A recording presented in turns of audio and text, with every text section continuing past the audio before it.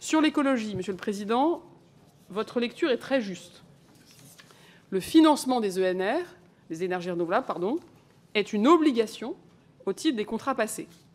Et ce que le gouvernement va proposer en 2026, c'est que cette compensation soit financée par une part de recettes existantes dédiées, c'est-à-dire que nous présenterons dans le PLF une réforme, et cela fera donc l'objet d'une mesure de périmètre, précisément pour que nous rendions plus lisible la ligne écologie et que la lisibilité pour les parlementaires soit moins, disons, cachée ou polluée par des éléments qui sont des éléments contractuels et qui donnent parfois l'impression que certaines années, le budget dit l'écologie augmente fortement, d'autres qui baisseraient fortement, pour en fait des éléments qui sont en dehors de notre contrôle direct. Sur le budget général et l'enjeu des énergies renouvelables, je voudrais vraiment vous le dire, notre enjeu, c'est on va évidemment, Madame la députée, payer ce qui est dû au titre des contrats passés. Sinon, ça s'appelle la fin de l'état de droit et je n'y suis pas favorable. Pour être très clairement, voilà.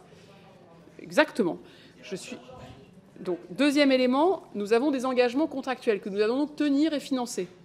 Mais pour la lisibilité du travail que nous menons ensemble, pour assurer la clarté de ce qu'est un budget d'intention piloté et ministériel, à la différence d'un budget qui est un budget de facto un peu automatique lié à des prix de l'énergie qui sont volatiles, il nous semble utile que nous fassions cette réforme de périmètre et que vous ayez, à partir de 2026, une pleine lisibilité de ce qui est lié au financement des énergies renouvelables en tant que tel, avec une part de recettes dédiée sans création de nouvelles recettes, et par ailleurs que vous ayez une visibilité sur ce qu'est le budget qui incombe aux ministres et aux opérateurs dont ils ont la charge de déployer.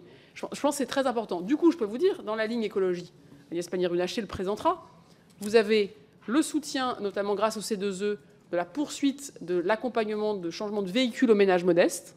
Ça continue.